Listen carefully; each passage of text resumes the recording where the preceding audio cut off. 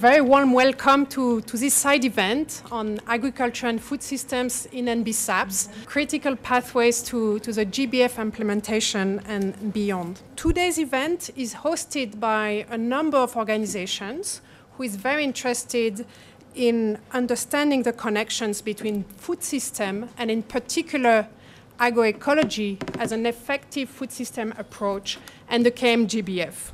I'm Charlotte Pavageau. I work for the Biovision Foundation based in Switzerland.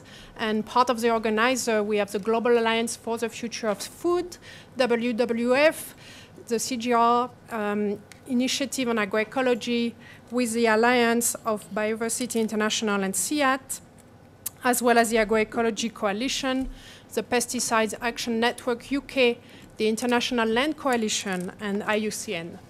As you can see, it's a topic that interests many organizations. And this event is a follow-up of last year. It's also a follow-up of an activity we had last week, a peer-to-peer exchange among 6 countries discussing what it means concretely to integrate agroecology in the NBSAPs. And today we're going to hear some of these learnings from this session. As COP16 approaches and as NBSAPs have to update their NBSAPs, there is a strong need to reflect on the effective means of implementation of agroecology food system approach that can support biodiversity, climate and food security, but also One Health, ecosystem resilience, and an equity agenda. And together with the organizing organizations, we've reflected on 6 areas of action that are particularly crucial to articulate with the agroecology principles, and those are really aligned with the CBD means of implementation. It's about flexible and adequate financing mechanisms that respond to the need of agroecological actors, about cross-sectoral coordinations and partnerships, capacity building of actors along of the whole food systems, conducive policies and enabling frameworks, and monitoring frameworks for mainstreaming agroecology and similar approaches. And the last area of action is about inclusion of agroecological actors. To kick off this event, I have the great pleasure to welcome Ambassador Valverde Stark, Ambassador and Permanent Representative of Costa Rica to UN agencies, UNEP, UN-AMBITA in Nairobi for some opening remarks. Thank you so much. Good evening to everyone. I would like to begin by thanking the conveners to this event, in particular SEAT and CGR, with whom I've worked with in the past. And I would like to thank you for allowing me to share some of our in thoughts on this process. The proposed 6 areas that were addressed for this side event are particularly crucial to articulate, and we could probably spend all evening discussing these 3 different parameters. But with your permission, I would like to focus more on the role of agroecology by sharing some perspectives from my country. Costa Rica's NBSAP incorporates 2 levels of targets, 100 individual targets known as national targets, and 23 global national targets that encompass the former. All of these, according to a recent analysis carried out by the national authorities, according to the degree of alignment with the GBF targets, is considered medium. And although food system transformation, in particular agroecology, is a cross-cutting issue when we address the GBF, I would like to highlight target 10, namely enhance biodiversity and sustainability in agriculture, aquaculture, fisheries, and forestry, which explicitly acknowledges agroecology as a biodiversity-friendly practice. Here, I must recognize that the level of alignment between our NBSAP and target 10 requires some fine-tuning, not because the country lacks an enabling environment, but because of some persistent gaps in terms of harmonization among agriculture and environmental authorities, which is a standing subject in these peer-to-peer exchanges. In fact, during the last 15 years, agroecology, together with other sustainable and complementary practices, such as climate-smart agriculture, has been consistently building momentum towards transforming Costa Rica's food systems, mainly within the framework of principles such as nutrient recycling, reduction of external inputs, soil and crop health, biodiversity protection, income diversification, social values, and food habits. From extensive crops to family farming, the efforts to migrate from production processes based on external inputs, particularly agrochemicals, to integrated approaches that enhance the life cycles in farms and communities are in an increasing trend.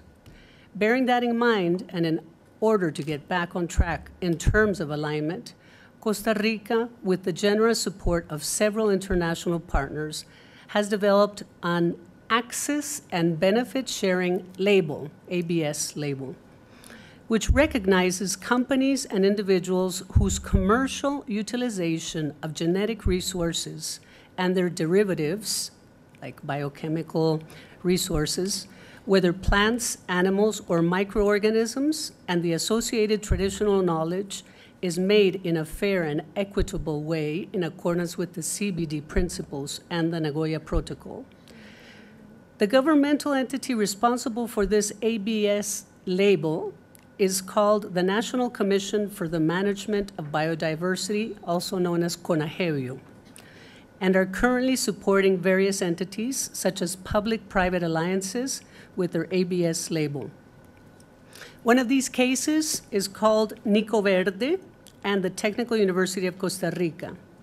They have worked for nearly 5 years to utilize the pineapple stubble, which has proven to be an enormous problem for the pineapple sector, which, by the way, Costa Rica is the #1 pineapple exporter in the world.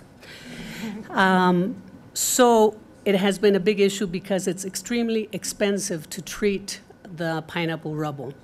You either have to, and I know it, and you'll find out why I know it, but I worked with the pineapple sector for 2 years. But it's extremely expensive to get rid of the stubble. Ideally, you would make it into little pieces and put it back in the soil to ensure we have organic matter back in the soil. But that has not been the case in Costa Rica. Not by the majority, but certainly by some companies. This has led to the organic matter from the pineapple becoming a nest, if you will, of the stable fly. I don't know if some of you know what the stable fly is, but it's a fly that's pretty aggressive, attacks human beings, and it attacks livestock. So the pineapple sector has had quite a big challenge, and this company, Nico Verde, has been a leader. I met them when I was working in Italy, and we started this international cooperation project. And what they're doing with the university, the Technical University of Costa Rica, is they are using the stubble from the pineapple to grow oyster mushrooms. And these oyster mushrooms are produced by local community women's groups. And this product, which is now either dried in little cans or fresh, sold to restaurants, has this ABS label. So this has helped these particularly, let's say, vulnerable sectors to have a product which is also certified by this commission on this thing about being able to certify them in fair trade as well and other things like that. So that example, I think, is great because it shows how you can actually have a full circular economy approach in a very sensitive, productive area. Also, what I wanted to share is why I know about this whole sector is because I worked for 4 years in the Ministry of Agriculture, and one of my favorite projects was one from UNDP called Green Commodities, and Costa Rica was the pilot for the first time ever for pineapple. And we had, I think we organized over 250 meetings with all of civil society to discuss everything from labor, social issues, of course, agrochemicals.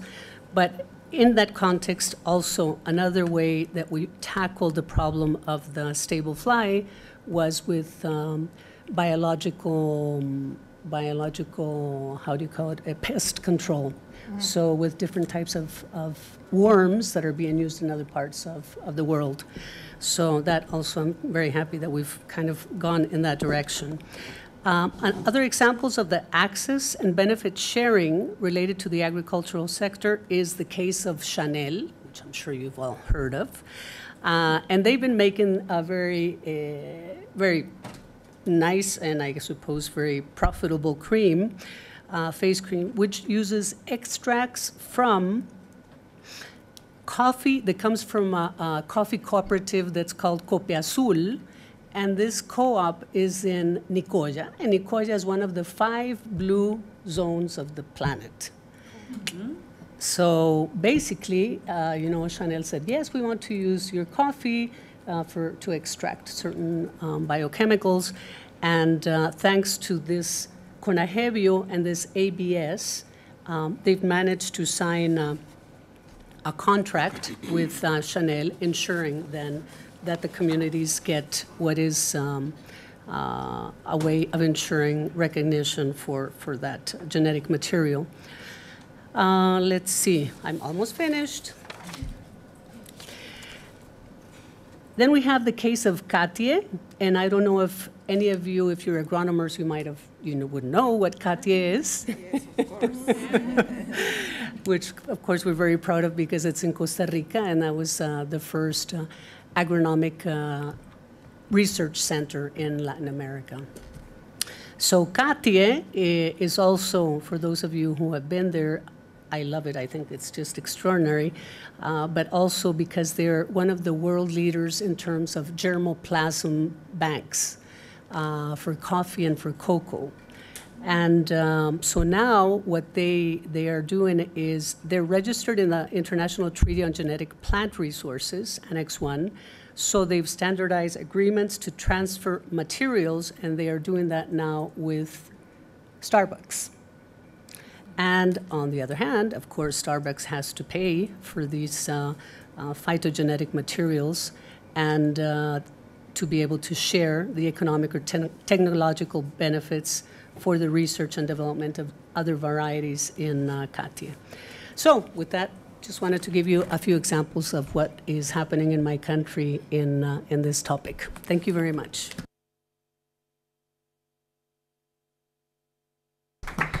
Thank you so much, Ambassador, for those very inspiring words. And I really enjoy the commitment of Costa Rica with some very innovative mechanisms to put in synergies, principle of ABS together with circular economy and local communities involved at different steps of the value chain. So thank you so much, and it's so refreshing also to have someone that is really interested in agriculture and food system at your level. So now let's dig a little bit deeper in our topic, and for this I'm welcoming a scientific perspective with Carolina Navarrete Frias, Senior Advisor on Environmental Policy and Biodiversity, and Sarah Fried, Scientist at the Alliance of Biodiversity International and CIAT. Thank you, Charlotte, and everyone, welcome also to our side event. So last year we had a side event here at SBSTA where we were still under the negotiation and thinking about Target 10, and we thought for this year it will be very important to continue this dialogue but have a focus on implementation. This is the year of implementation, not the only year, of course, but that's where one of the main focus is at the moment. And we know that countries, organizations, even ourselves have a lot of questions about how to advance implementation, what can be the means of implementation, right? And the CBD has been thinking a lot around these matters. We actually participate in an informal advisory group that is thinking about or making recommendations on capacity building and technical and scientific cooperation, and there have been a lot of in the plenaries, if you have participated, there have been a lot of comments around that. So I just wanted to make a few comments before giving the floor to my colleague Sarah. But the first thing is the need for this cross-sectoral coordination. And I just want to link as much of these comments back to the presentation of the ambassador, which I also consider was quite inspiring. And as she was saying, and it's the case in other countries, we have here some representatives from the Colombian government as well. Some of the first steps in terms of the update of the NBSAP has been seeking that harmonization between the agricultural and the environmental sectors, right? So we also think it's very important to have different means to bring together the sectors. And one is definitely has to do with incentives.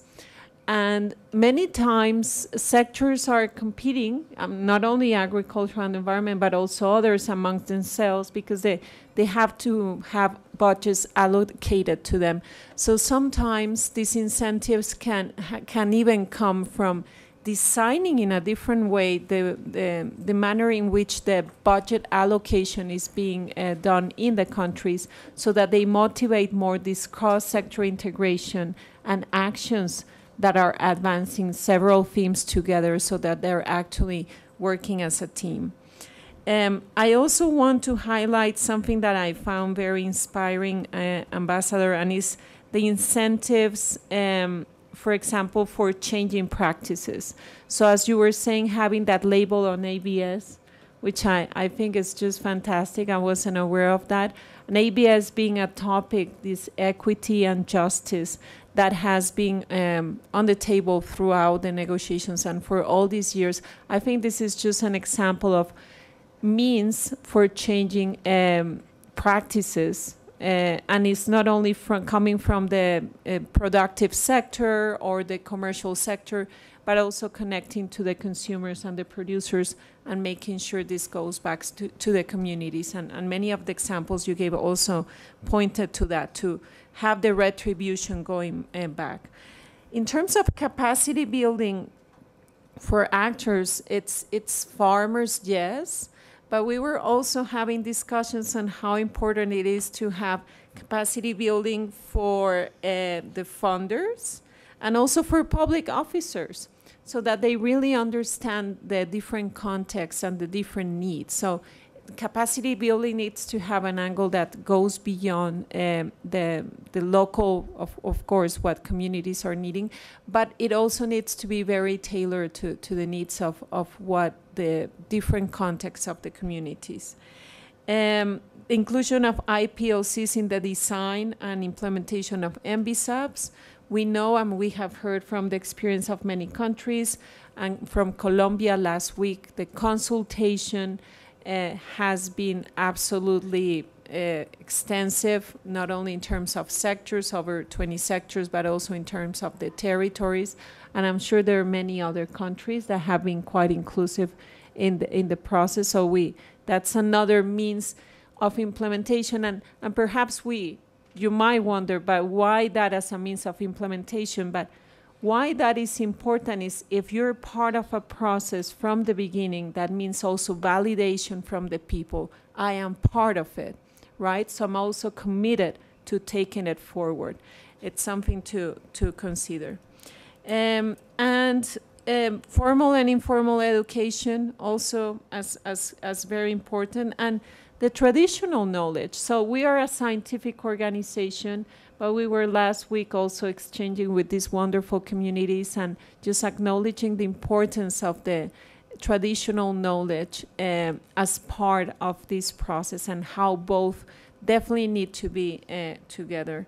And the intergenerational equity also, we think it's an important thing to also consider in advancing the implementation, that as we know, it's like one of the key pieces to guarantee that we also have this ongoing in the territory. So I don't want to extend myself more. We have some more insights from Sara, who is a senior scientist working on agroecology. So now over to you, Sara. Yes, thank you. So I was planning just to take you through a few examples of what we're talking about.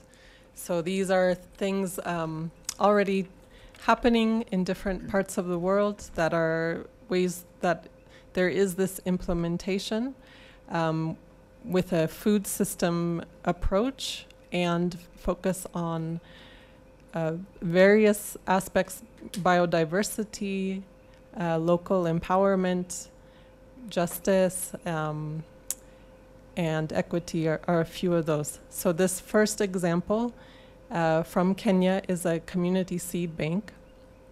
And so the seeds are from different varieties and species that are put into production by the farmers. The farmers actually are the ones producing these seeds and then storing and making them available to others in the community. So it's not just for the production, but there's this biodiversity conservation happening. There's community empowerment through this process. And it's basically a local solution for having access to these diverse seeds for the farming. And again, this part about social inclusion, capacity development, and education are key for having these systems in place. And the next one. So this is an example from India. Here you see two farms under natural farming practices. They are in the same state, but in very different climates and different growth stages here.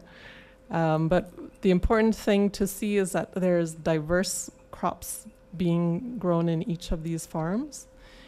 In the conventional farms in each of these areas, you would normally see a monoculture. In the farm on the right is actually in a drier area, and some of the conventional farms are actually tending to go fallow because of the way the soils have been depleted and the climate change that's making the monoculture more difficult.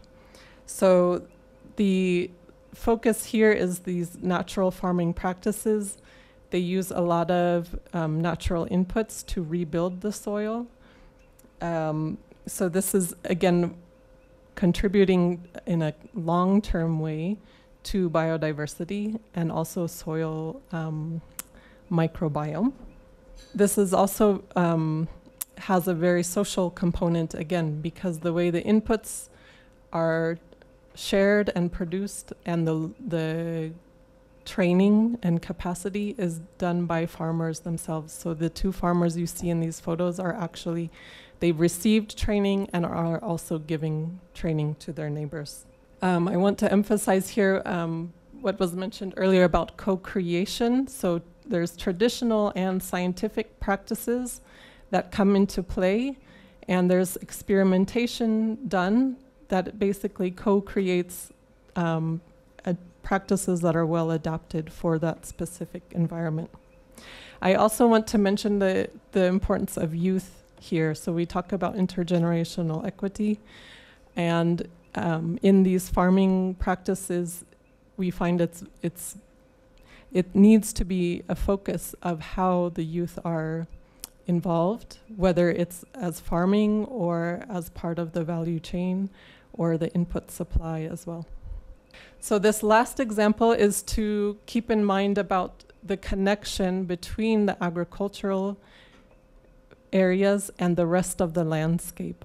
You can think of a few examples. For example, what I was mentioning about soil regeneration of soils and keeping them healthy, preventing erosion, that will contribute to the health of the rest of the landscape as well. You could also look at forest and agroforestry as connecting the agriculture and the landscapes. What you see here in this photo is an aquatic connection between the agricultural area and the landscape. So this is in a rain-fed area that's producing rice, but the water management is done in a way where there is a lot of natural connectivity to rivers and lakes and other water bodies. And then the aquatic biodiversity is actually really well maintained in these systems. even if the crop is mainly rice and maybe a few others, there's still a lot of diversity with the aquatic plants, the fish and other animals. And it's contributing not only to biodiversity, but also food security. I also want to emphasize on this one what was mentioned earlier about the importance of a capacity in a holistic approach. So this is a natural thing for farmers to do in this landscape. This is not something that they would need capacity in, but in the decision-making arenas, so all the different ministries that are making decisions about the land use, about water management and irrigation, they would need that capacity to understand how this can be done in a holistic way to preserve that biodiversity. And then, of course, that also brings in the need for coordination across those different ministries and sectors. Thank you. Thank you so much, Carolina and Sarah, for reminding us this is the year of implementation, and there's already a lot of local solutions that exist that are very diverse and that are really ready to be scaled up. How? And it's what we're going to discuss now with our panelists through proper means of implementation. So the next segment of this event is a panel discussion with 4 distinguished guests. Welcome to the 4 of you. And to get to know you, let's start with a little icebreaker question. And Marta, you're going to be the first on the list. Marta Ngalowera is the NBSAP country coordinator in the Vice President's office in the Environment Division of Tanzania. Welcome, Marta. And please, to introduce yourself, complete this sentence. In my context, so in Tanzania, the most immediate step to integrate a food system and agroecological approach in NBSAP is...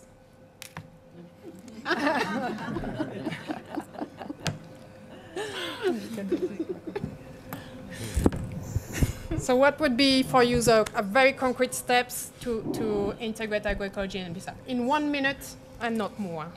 Okay, thank you very much for introducing me in this meeting. And I thank you very much for welcoming me to be one of the panelists in this discussion on agroecology. The process of mainstreaming agroecology in NBSAP. First of all, we have to know that agroecology, it is the main means of conserving biodiversity. So how are we going to introduce in our NBSAP? First of all, we have to involve sectors, various sectors and various community to see in our first NBSAP, because we have the first NBSAP which has been finished its implementation in 2020, from 2015 up to 2020. So we are going to see if it was there. But generally, the agroecology agriculture system was there since the Tanzanian being a country, because that time community have been practicing like traditional farming. So those is agroecology agriculture, or means of production, means of producing crops. After independence, the country see that there is a need of increasing the production of agriculture. Therefore, the country introduced the mechanized agriculture, like fertilizer, inorganic fertilizer, and the other means of inorganic practice.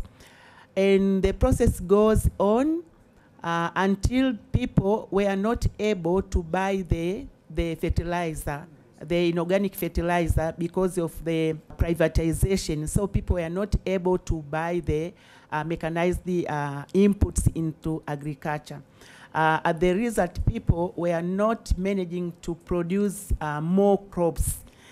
And then some NGO were introducing small practice into agroecology in the country. So up to now, the country is accepting the method of agriculture by producing the strategy of agroecology. So in introducing in NBSAP, because we have the strategy, it means we are going to introduce practice. I mean, people should, when they are introducing agroecology in their farm, they have to consider the management of biodiversity.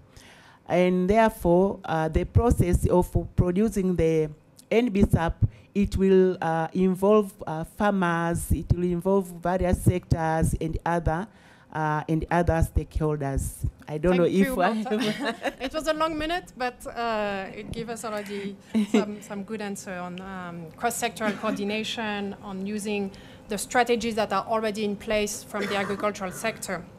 Yeah. Let's move to our next panelist, Sok Sota. He's a lead founder and chief executive of the Cambodian Farmer Federation Association of Agricultural Producers, and as well as a board member of, on policy of ALISEA, which is the Agroecology Learning Alliance in Southeast Asia. So I have the same question to you, Sota. In your context, the most immediate step to integrate food system and agroecological approach in NBSAP is? Thank you. Thank you for inviting me to this panelist. Thank you very much. And to me, I think because the NBSAP already exists in the countries, like my country, for a period 15 years, 2016 to 2030. So everything is there already. So I think we need to function the existing policies on NBSAPs, because if we do not function the policies, I think it is still a gap among the key actors and the documents. So we need to translate it into practice to ensure that all the stakeholders involved, not those only at the national levels, but also at the subnational levels and the communities, because the target is at the communities. And we need to disseminate the NBSAP to all the communities to ensure that they are aware of the NBSAP at the national levels. To review the NBSAP at least 2 times and invite all the multi-stakeholders and to participate, because it is very important. The problems, not only for those at the national level, but also at the subnational level and the community. So all the stakeholders, civil society, organization, farmer organization, and public sector and private sector should involve and discuss. Thank you. So anchoring your NBSAP in the local community. Thank you, Sota. Our next panelist is Eva Ershow. She's a lead on global data and land monitoring at the International Land Coalition. For your context, which is more the international context, the most immediate step would be? Well, thank you. And I was hoping that Sok didn't steal my answer. He did a little bit, but I'll echo some of the sentiment there. I think from where we're sitting, and we're a coalition that supports members, we're a membership-led coalition, more than 300 members in 84 countries, representing 71 million land users. It's to build a development process that's inclusive of these diverse constituencies. So that means making it accessible, that means decentralizing it, and ensuring that farmers' organizations are participating effectively, but not only farmers' organizations. I think in some contexts this means pastoralists, women's groups, and certainly indigenous peoples and local communities. If it's difficult to build an inclusive consultation process in all contexts, build a mechanism by which they could submit inputs in writing. Thank you very much. And our last panelist is Jago Whitley. is the International Advocacy Manager on the Pesticide Action Network UK. And in your case, in your context, the most immediate step to integrate a food system and agroecological approach in NBSAP is? Because I'm not a country, and I'm not a practitioner myself, and I don't work just on UK policy, but international policy, I'm first going to talking about the opportunities that agroecology presents to countries all over the world to bring resilience, to help reduce biodiversity loss, and to address the other two of the three, the triple planetary crisis, you know, the climate change and the pollution crisis. So working on agroecology and its principles and helping deliver it is an opportunity to deliver across multiple UN commitments and to serve communities and citizenry in ways that give them resilience into the future. So reminding countries and other stakeholders that that is an opportunity. It's not a challenge. It's not just an obligation. And then I do talk about the obligation. So within the GBF, agroecology is in one of the targets, but there are also other UN framework agreements where agroecology is almost the sole obligation of specific targets that most countries who are parties to the CBD have also signed up to, which I'll talk about later. So yeah, opportunities and obligations and reminding everyone of them. Thanks. Thank you, Iago. So using the global commitments to hold countries accountable. And let's recircle from global commitments to national and local action. And let's focus again on the concrete national example of Tanzania. And Marta, I'm getting back to you. You quickly mentioned this Tanzanian strategy, which is a national ecological organic agriculture strategy. And we have here also the focal point for this strategy. Can you tell us a bit more what the food system and agroecological or organic ecological approach and interventions that are being explored and discussed and implemented in Tanzania? Thank you very much. As I was saying before, maybe I was going before, I was forward before the question. In Tanzania, before the independence, people were practicing traditional agriculture. And this one, it was very much ecological. But afterwards, after independence, because the country wanted to have economic development, they introduced the mechanized agriculture. Now, the practice were going on and on, but sometimes people were missing how to handle those agriculture, like fertilizer, inorganic fertilizer, and so forth. So they were decreasing on the production. So due to this, certain NGO introduced the agroecological agriculture, agroecological agriculture, like natural means of cultivation. Because the decline of agriculture inputs were affecting the population. Therefore, NGOs such as Toham, Kihata, Pelam, Tanzania, and the like were introducing various initiatives on agroecological farming and organic farming in Tanzania. And because people were producing much and they were producing seeds which are like they want to have that traditional seed, the government now enter into force to introduce this ecological organic agriculture. And now it is becoming like a country initiative to introduce this ecological organic agriculture. Now, because the system, it has the advantages of environmental conservation and sustainable land utilization, water, and healthy for human and animal, and even mitigating climate change, and also enhance food security. The country is introducing this ecological organic agriculture strategy with an action plan to ensure the effectiveness of ecological organic agriculture initiative. So the strategy is act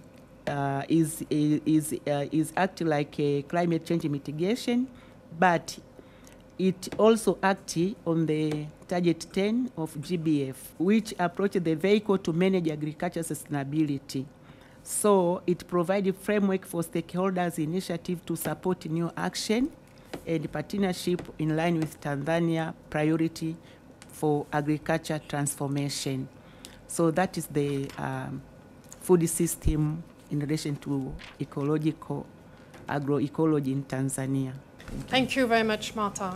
And so I hope it was clear that this national strategy is really a first of its kind in Africa, and provides a great example on how you can structure different levels of your food system to allow agroecology to be upscale. And it contains a great number of interventions that can be very relevant for the NBSAP. And one of those levers is land. It's clear that land is the central piece when it comes to food production. It's at the core of many GBF targets. It's tackled through different policy angles. So Eva, I'm coming to you now. And what are some concrete approaches and actions that are related to land management, land policy, that are critical for the integration of agroecological approach in NBSAPs? Thanks. Yeah, and I did prepare a few slides that can help us walk through some of the points. So, of course, at the International Land Coalition, we're very much focused on land, of course, securing land rights, and land governance as a basis by which agroecology can then be supported and be implemented by land users themselves. You can pass to the next slide, yeah? Of course, Target 10, and as Charlotte mentioned, land is abundantly referenced throughout the KMGBF, and land tenure particularly is relevant to the realization of agroecology and present, if not buried quite deeply within the headline indicator 10.1. So we're familiar with Target 10 and what it says about the ways to advance sustainable food systems. It also clearly recognizes agroecological approaches as a means by which Target 10 can be achieved.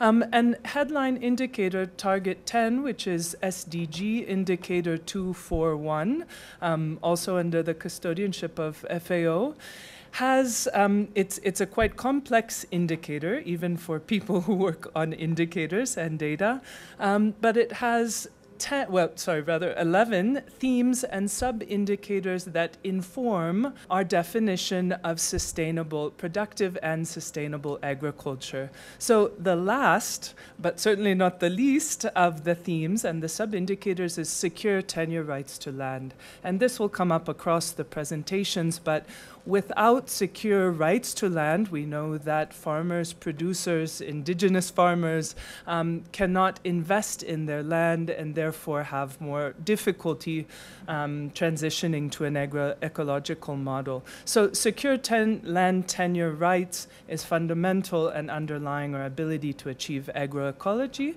And then we know that overall support to small-scale farmers is crucial in order for them to thrive and to build strong systems within their countries.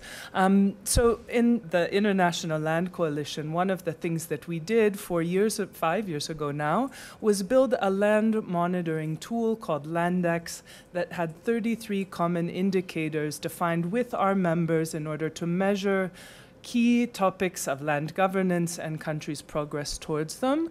So it's very small, unfortunately, here, but at the bottom you see a graph. The second thematic area that we measure progress towards is strong small-scale farming systems. It scored lowest across all of the regions globally, meaning that it's lacking sufficient legal support, technical and financial assistance, and that land conservation concentration in these countries, according to the Gini land coefficient, where data was available, remained high. So these are the challenges facing farmers. They're concrete. And within that monitoring, we ask a specific question on agroecology. This, again, was identified by the members as being a crucial area where they wanted to see state support. And the question, you can see in the graph on the right, the results, does the state support development of an agroecological model of farming? And our members are organized into national land coalitions that undergo these assessments and give scores according to how they think the government is or is not supporting these models. Among the many questions we ask, you can see that only 11%, the small gray bar on the far right, believe that their state is fully supporting their ability to adapt an agroecological model, underlining concerns about the support farmers feel if they wanted to make this transition. I'll stop there. Thanks, Charlotte. Thank you, Eva. So let's make sure land is not buried in those indicators, but really is a prominent lever to ensure land security and secure tenure rights.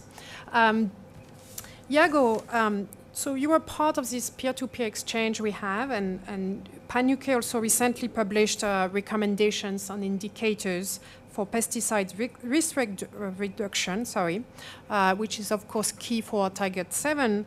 And as Eva said, like, those indicators are really key for the KMGBF. It's been a central discussion for this SBSTA.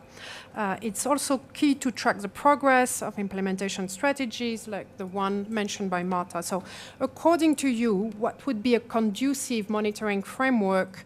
How would it look like for mainstreaming agroecology food system approaches? Yeah, so you could design a monitoring framework and put elements of agroecology in it across many of the targets of the KMGBF, of the Global Biodiversity Framework. But the two that are the sort of most obvious are obviously the one on relating to Target 7, which is about pollution, and that relates in some ways to the principle of input reduction of agroecology. And for us, we're interested in pesticides. And then obviously the indicator for Target 10. So for the pesticides indicator, we have been feeding into the ad hoc technical experts group and the pesticide experts group to develop an indicator called the aggregated total applied toxicity methodology. It's not a volume of use measure.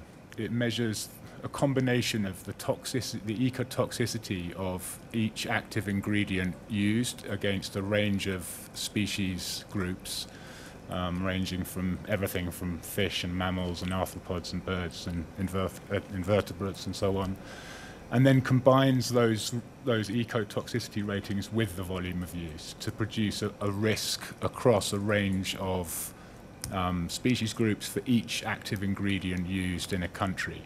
And those are then aggregated into what would become your total applied toxicity for a country. So we've had a lot of support for this. Global experts agreed it with the FAO. The RTEG have forwarded it to SBSTA, and obviously the CBD Secretariat and many parties, including the Africa Group and the European Union and others, are hoping that this will be endorsed this week in SBSTA. But the interesting factor about that is that the more toxic the active ingredient, the higher risk it represents under this methodology. And that will become relevant in what I think we'll talk about later. And then Target 10, the indicator is 10.1 on the proportion of agriculture under productive and sustainable agriculture. Your slide was better at showing the sub-indicators. There is no one agroecological practices indicator, and so you need to see what you can find in this, which is actually 10.1 is actually borrowed from the SDGs 2.4.1.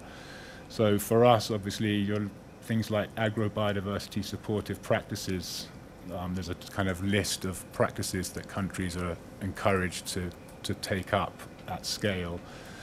It also deems highly hazardous pesticides as unsustainable, so that kind of adds to the reasons to reduce toxic pesticide use at scale.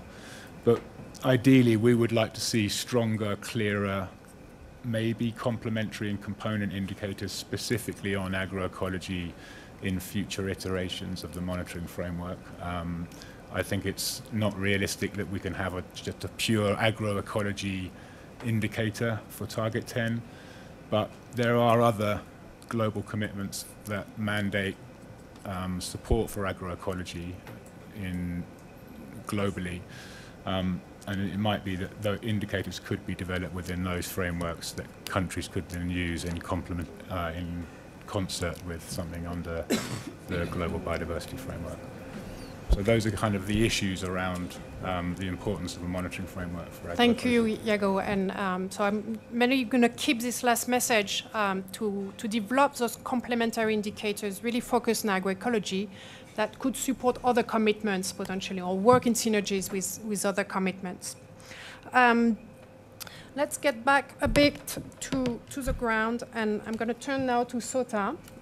You represent more than 160,000 farmers in Cambodia. And as presented earlier, for instance, by Carolina, capacity building of actors in one of the key priority areas of actions for sustaining the KMGBF's implementation success.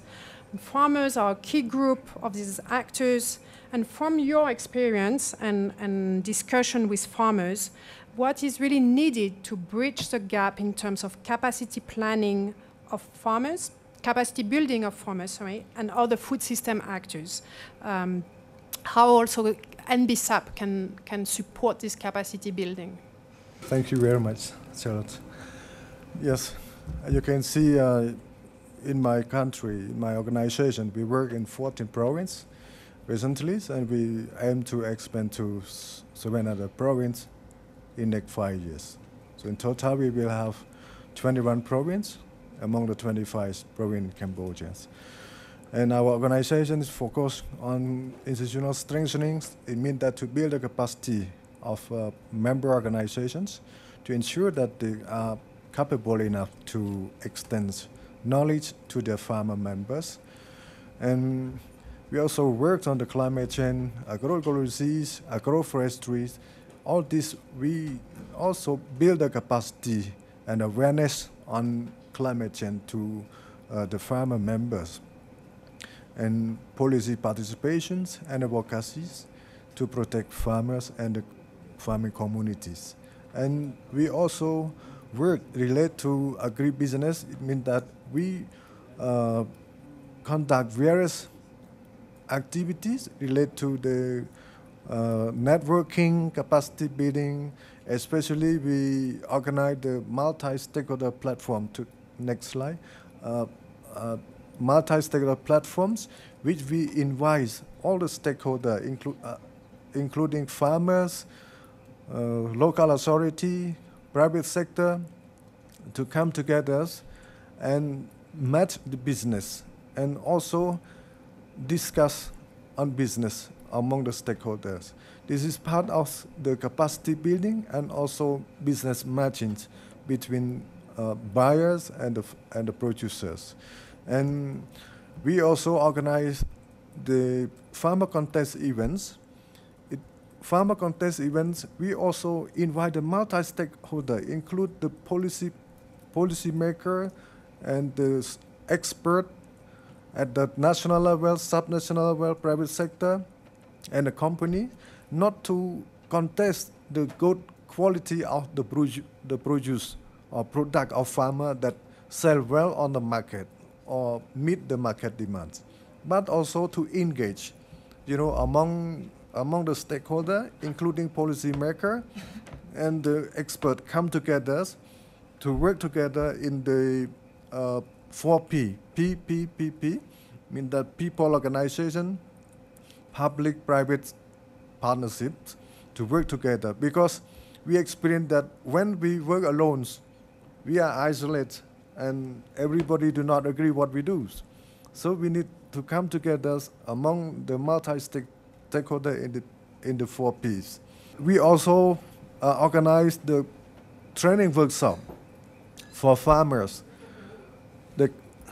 so that farmers will come to join in the training workshop. It's not only the technical training, but also coachings of what they receive the knowledge in the past. Thank you. And farmers need to be strong, because if farmers are not strong, how can they extend knowledge to their farmer members? Because farmer organizations are the ones who work directly with the farmer members. So first, we need to build the capacity of farmer organizations, not only knowledge, but also capital for the farmer organization, because they can generate incomes and collect produce from their farmer members for processing, packaging, and transportation and supply the markets. And all these are very important to build the strong farmer organizations to ensure that they are capable enough to extend knowledge to their farmer member directly. Thank you, Sota. And there's generally this narrative that there is no business case for agroecology. And I really like what you said, that you are building the entrepreneurship culture around agroecology. And I also really like that you say we shouldn't just focus on technical capacity, but those soft skills that are so crucial for an agroecological transition. So we have a second round of questions, but we have a little bit less time for this one. So I'm going to ask our panelists to provide a shorter answer to the second round of questions. And Marta, I'm going to circle back to you. You are in policymaking for now a long time. You have a lot of experience in this field. For you, what lessons can you share with us regarding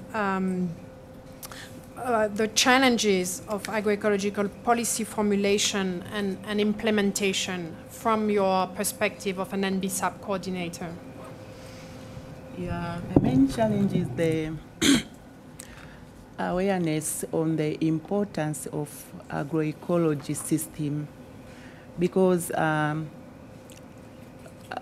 leader, they are very eager to have high production in agriculture, and they believe that by using mechanized agriculture, they will earn more. I mean, the production of crops will be more, and then there will be high food security and increase in the economic system to the people.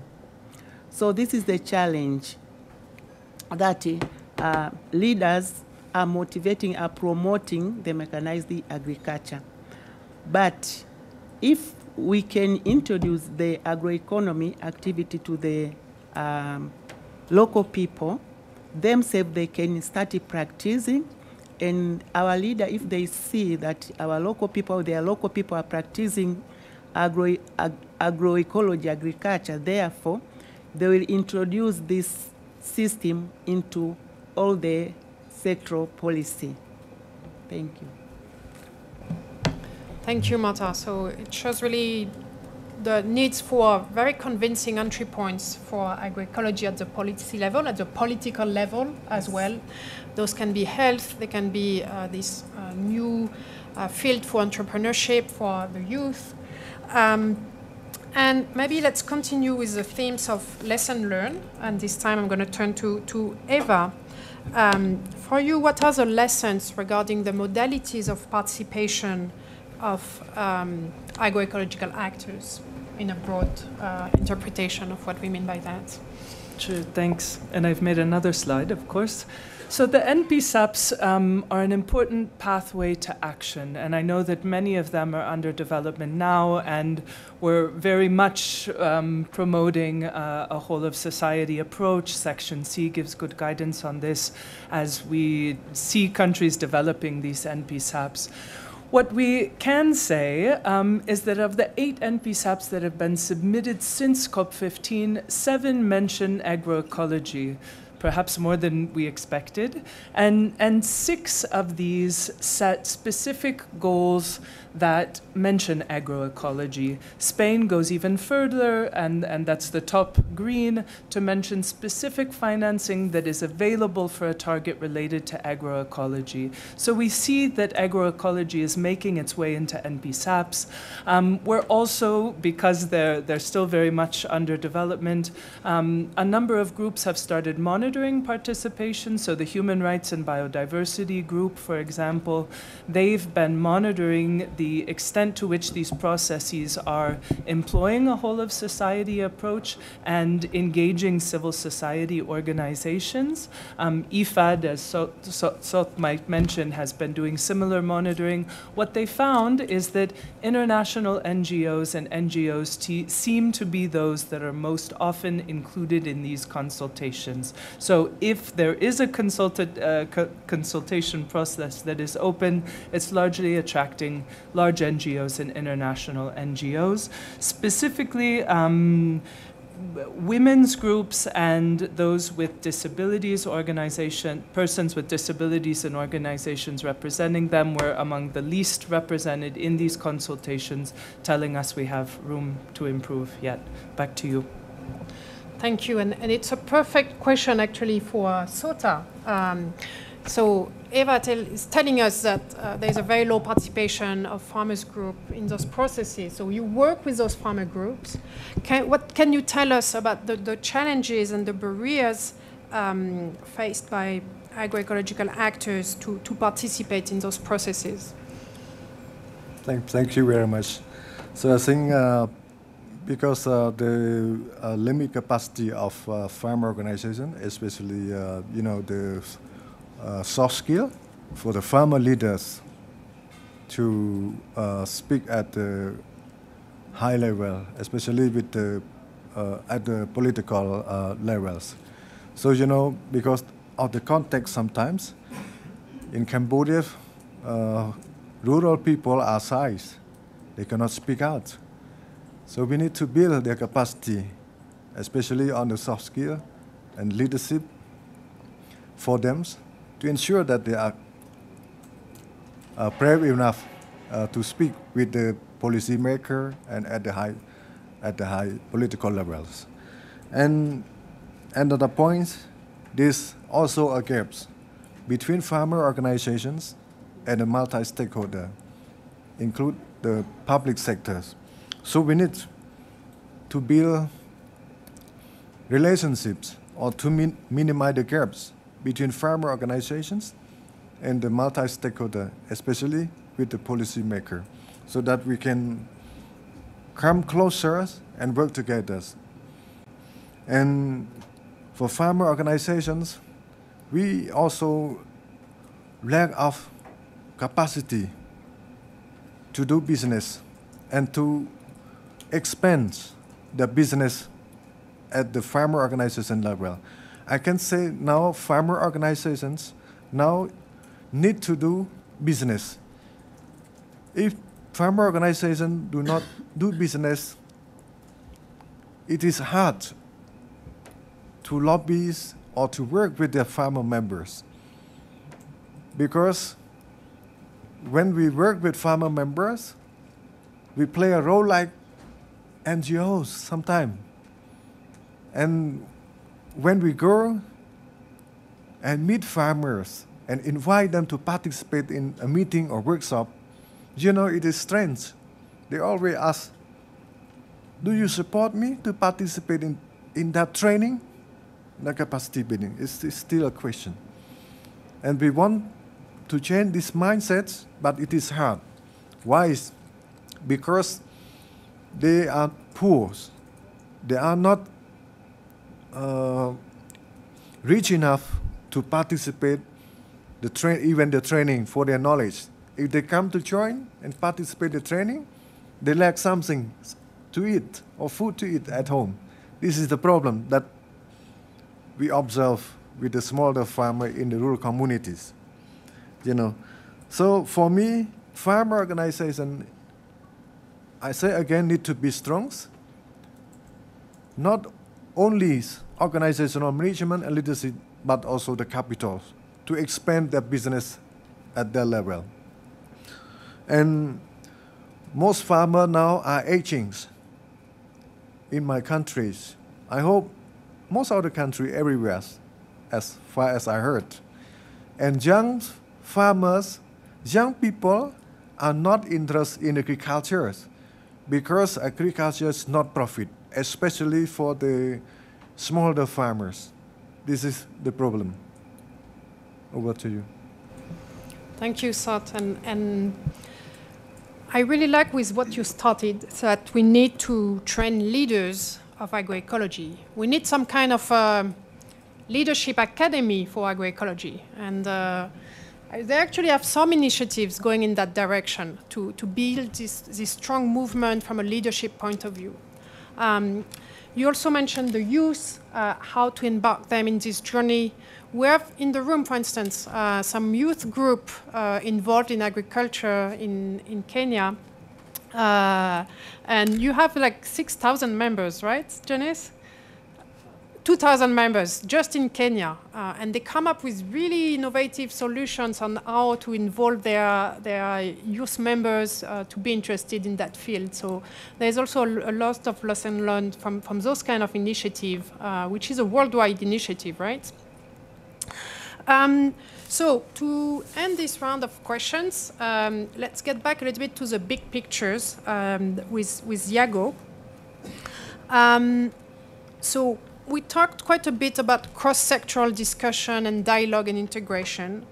And we also need to talk about the connections between different international frameworks and how to leverage these synergies. It's not just about making the connection, but making sure that having multiple commitments that are more or less aligned can help us scale up faster on agroecological transition. What's your thought about that? Yeah, so this again comes up to the opportunity and the obligation. There's an opportunity, there are huge synergies now across what I regard to be the sort of 3 UN global frameworks on the triple planetary crisis of biodiversity, loss, climate change and pollution. One of them you've probably never heard of, which is the Global Framework on Chemicals, which was agreed last year, but it is the UN's biggest chemicals agreement. Nearly every party to the CBD is also party to that framework. And it has a target A7, which is to phase out highly hazardous pesticides in agriculture. And that is critical to the implementation of Target 7 of the Global Biodiversity Framework. And I'll explain more about that in the next slide. And then there's another complementarity there between Target 10 of the GBF and Target D5 of the Global Framework on Chemicals. So Target D5 of the Global Framework on Chemicals is far more explicit in the obligation of governments to support agroecology. And it literally reads, by 2030, governments implement policies and programs to increase support to safer and more sustainable agricultural practices, including agroecology, integrated pest management, and the use of non-chemical alternatives. And it's a far clearer obligation for support to agroecology by governments than is perhaps the case of Target 10. And yet, when countries are doing their NBSAPs and are thinking, what should we do under Target 10? It makes sense, or under Target 7, it makes huge sense for them to think, well, what do we also need to do under the Global Framework on Chemicals? Because you can service 2 frameworks by coherent policy making at this time.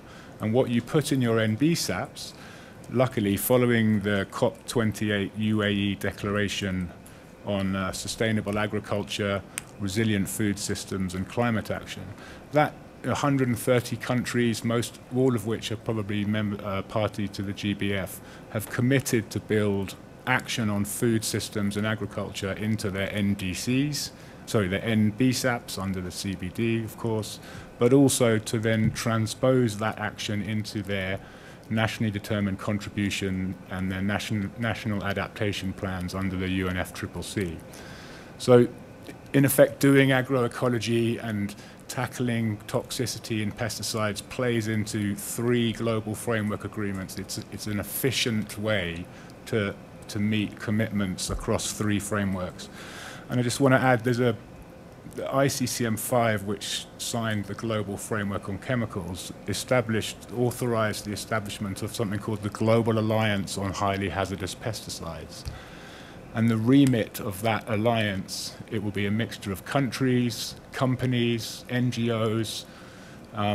It's a multi-stakeholder platform.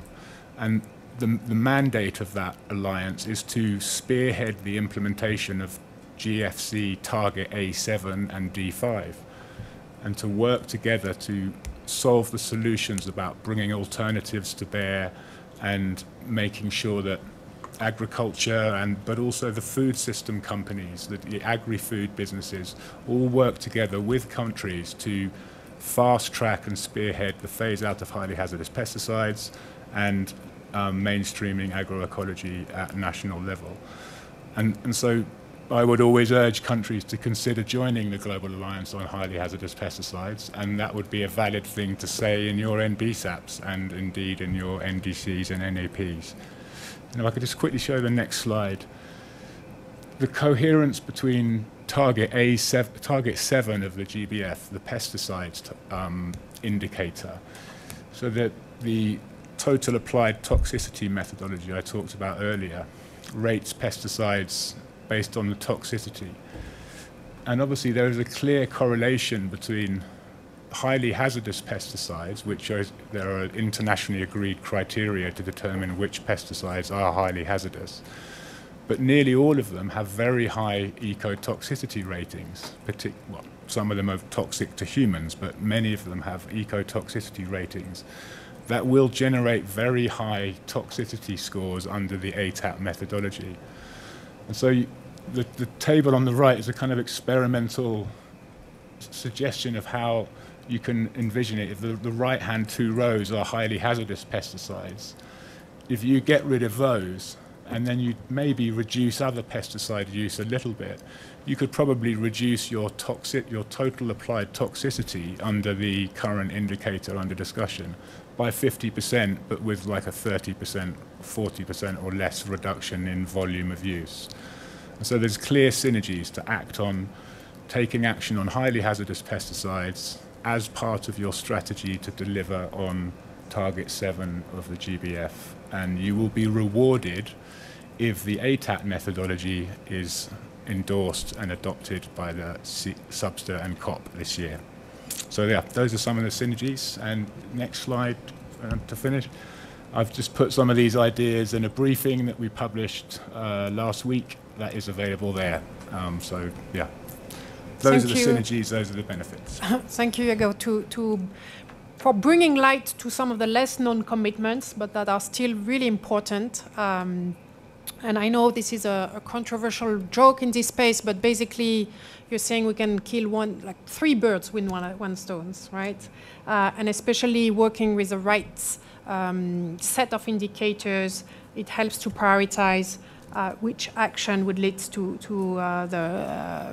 the biggest benefits in priority, right? It's a horrible phrase, but 3 birds with one stone. But yeah, the NBSAPs are kind of the first in the line. That's the place to start because the Global Framework on Chemicals doesn't have a reporting framework yet. So NBSAPs is first, and then you can pass that into your NDCs, and yeah, you're off. So NBSAP can lead the way. I hope the message is well understood. It's quite hot, I'm sure. You're all a bit tired. Just would like to remind you to sign our participation list. And we're interested to know who is in the room, who is interested in this topic of food and KMGBF as we are preparing for COP16. And with that, I have the pleasure to now give the final word to Maria Teresa Palacios Lozano. She's the NBSAP's lead policy and institutional coherence component for the Ministry of Environment and Sustainable Development of Colombia. who is going to be the next host of the COP16. Although your focus is really on the NBSAP of your country, but I think you have a few words to share with us to conclude this event. Thank you, Charlotte. I would like to begin by thanking Biovision Foundation, Global Alliance for the Future of Food, WWF International, the Alliance Biodiversity SEAT, and the Agroecology Coalition for the kind invitation to the Ministry of Environment and Sustainable Development of Colombia, and especially the NBSAP team that I represent, to speak about the integration of agroecology into national biodiversity strategies and action plans in line with the objectives of the Kunming-Montreal Global Biodiversity Framework. Last week, we had the opportunity to exchange national experiences on the integration of agroecology in the NBSAPs.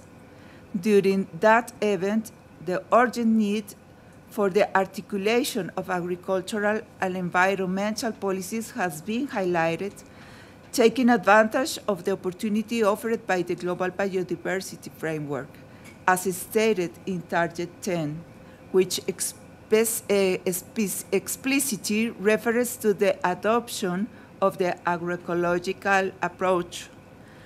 After more than 50 years of agroecological social movements, I think it is time to level up agroecology, which implies, as goal 14 invite us to do, having a consistent intersectoral policy that supports the scaling up of agroecology, which in turn allows agroecological producers to have access to technological means and alternatives for their well-being and quality of life. In Spanish, we say that one swallow doesn't make a summer. And that is why we need the principles of agroecology to be expanded to all types of food systems and territories. Scaling must be visualized beyond local smallholders and community economies and must link the entire production chains all the way to the consumer. I think that Costa Rica must be an example for that.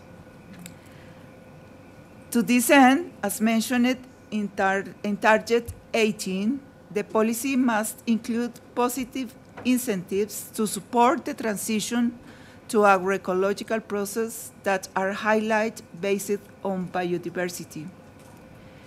It is necessary that agroecological transformations policies are supported through information related to area under agroecological production and number of producers associated with agroecological production, and any other relevant information that can support decision-making, as stated in Goal 21. Similarly, with scientific developments that allow, for example, the scaling up of the production of agro-inputs based on biodiversity, helping to reduce pollution associated with pesticides, for which a decisive, clear, articulated policy is also required, with regulatory harmonization for the production of bioinputs based on native biodiversity in accordance with Target 7. We have heard about the need for scientific evidence of the relationship between biodiversity and agroecology. And here, in the framework of the scientific and technical subsidiary body of the Convention on Biological Diversity, it is important to include in the monitoring and follow-up frameworks indicators that show us the available scientific evidence on the linkages between agroecology and biodiversity at different scales. It is also necessary for research to bring to light the relationship between products from agroecological systems and human health.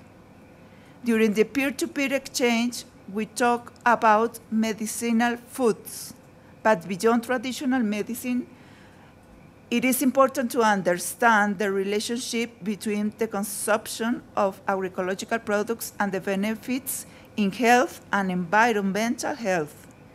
Important evidence to move to goal 16 of responsible consumption also.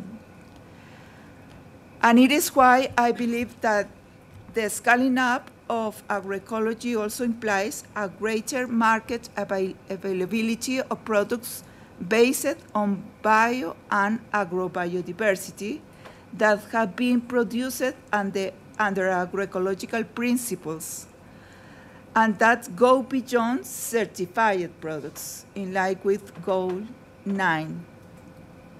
With these elements, it is clear the importance of promoting agroecology towards the achievement of the Global Biodiversity Framework targets, including those related to Target 8 on climate change aspects, where agroecology plays an important role in nature-based solutions.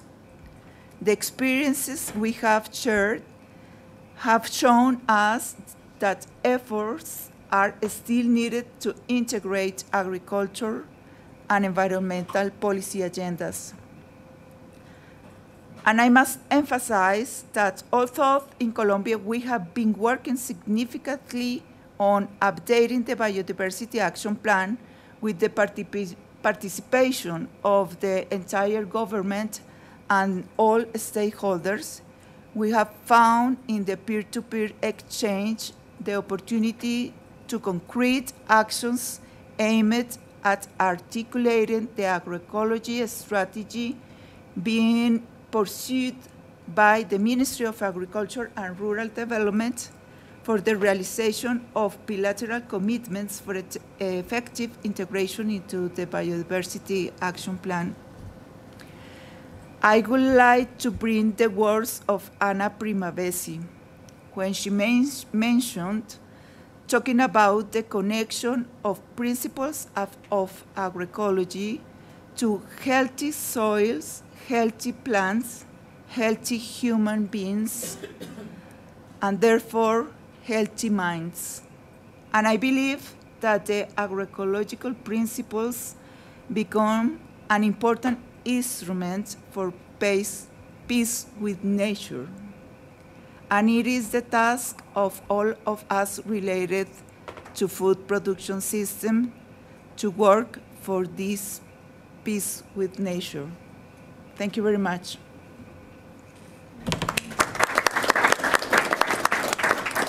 Thank you so much, Maria Teresa, for articulating so clearly the connection between agroecology and those targets that are a bit less considered from target 18, 21, 7, 16, 9, and 8, and reminding us on the linkages with the One Health approach, which is another topic of this substar. So, two messages to conclude this event. We understood very well the connections between agroecology across targets, which then translate into various indicators. Even though they might not integrate agroecology explicitly, agroecology can still contribute to those indicators and those targets. And the second big message is that agroecology needs to be mainstream across those 6 areas of action. We're getting back to those means of implementation. I'm not going to get back to all of them. We talked a lot about capacity building beyond just technical capacity building on the farm level, but including other actors, other types of skills, on policy frameworks, with the example of Tanzania that have a great ecological organic strategy framework that can be used for the NBSAPs. Coordination and partnerships, something also to consider, really thinking clearly about what the modalities that limit certain actors to have access to those partnerships. How do we really localize those partnerships? We touched bit less on the financial mechanisms, but it was mentioned by you, and also we start to see that some countries start to integrate agroecology in those financial mechanisms, but those need to be, one, flexible, as agroecology is constantly adapting to various conditions. They need to go deeper, meaning they are not just investing in incremental change, but in deeper transformation. They need to be also localized to the reality of agroecological actors. So with this in mind, I really would like to thank very much our distinguished guests, our partners, our panelists, and allies. We are hoping to continue this discussion towards COP16.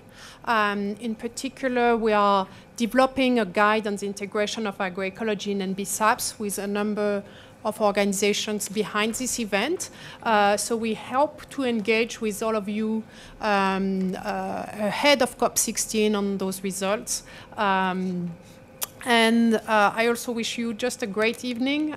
Sorry it was so hot in this room, but I wish you also a good Substa and SBI for those who are around. If you want to stay in touch, we have a QR code. They're also part of the publication on the table if you want to join this conversation or just contact my colleagues, John and Moritz here. Thank you so much. Thank you.